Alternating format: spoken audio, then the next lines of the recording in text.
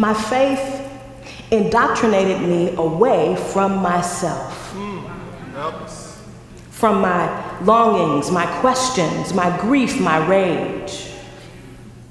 And now I'm here asking myself, asking you, asking us,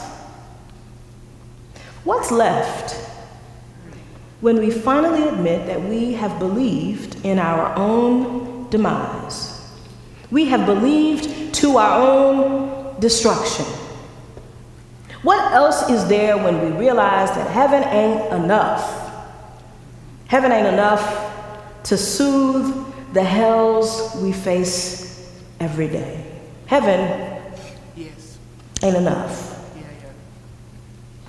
This is what's so damaging about denying women and femmes our sacred authority.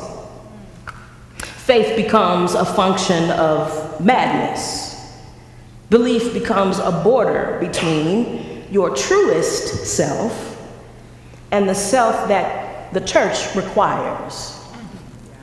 God becomes a great gaslighter.